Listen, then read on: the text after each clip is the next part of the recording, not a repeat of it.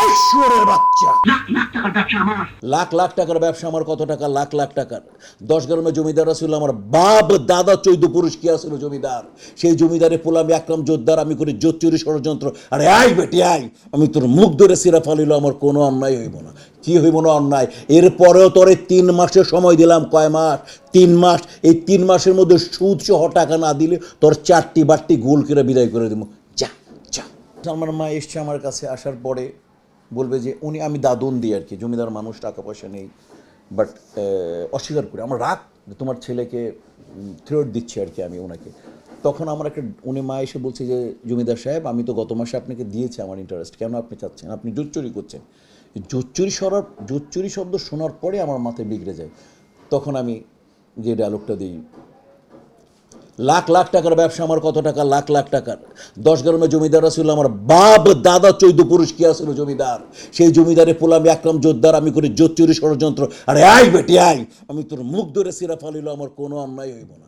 কি হইব না অন্যায়? এরপরেও তোরে 3 মাসের সময় দিলাম। কয় মাস? 3 মাস। এই 3 মাসের মধ্যে সুদ সহ টাকা না দিলে তোর 4টি বাট্টি গোল করে বিদায় করে দেবো। যা যা। একটা ফাইট ছিল, ফাইটে আমি সালমানকে, তখন আমি এরকম, আমি ব্যালেন্স জানি না। আমরা যেভাবে ফাইট করি, আমাদের একটা ব্যালেন্স রাখতে হয়। আমরা তো সত্যি মারি না, বাট স্ক্রিনে শুধু যদি বিলিভ করি এক্সপ্রেশনস দিয়ে। তো সালমান, আমি তখন অত ব্যালেন্স করতে পারি না। আমার অনেক বড় কম্পোজিশন ছিল, আরমান ভাই ছিলেন ফাইট ডিরেক্টর।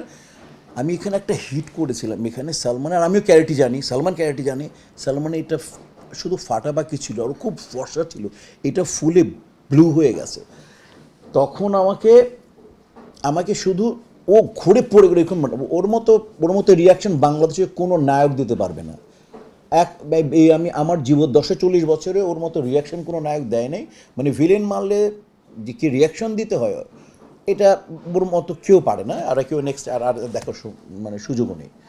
তো ও ওই শর্ট কমপ্লিট করে দেখি এইরকম ফুলে গেছে। তখন তুমি যদি, আমি ভাবতেছি আমার এমনি আমার অবস্থা খুব খারাপ, আমাকে এমন লাগেজ নিয়ে বলবে সালমান শাহকে মেরে, সুপারস্টারকে মেরে ফেললাম।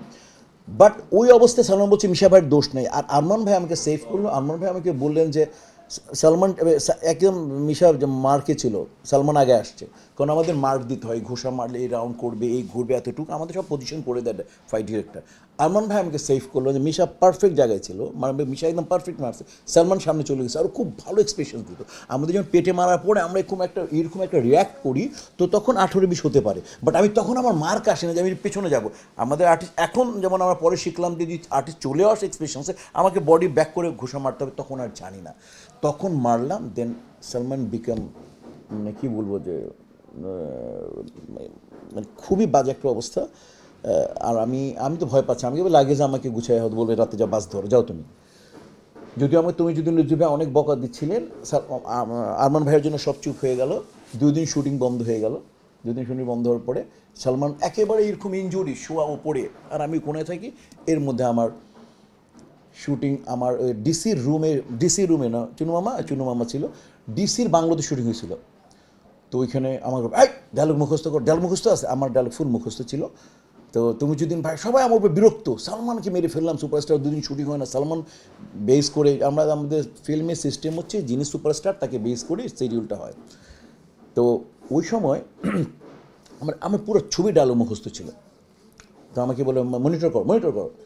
তো আমি মনিটর করলাম। তখন ফার্স্টে নর্মাল ক্যামেরা বসায় রাখছে, যে হয়তো ক্লোজ আপ নিয়ে অনেকগুলো কাটবে, কিন্তু যখন ডায়লগটা একটু বড় ছিল, আমি এক টেকে দিলাম। ডায়লগটা এরকম ছিল।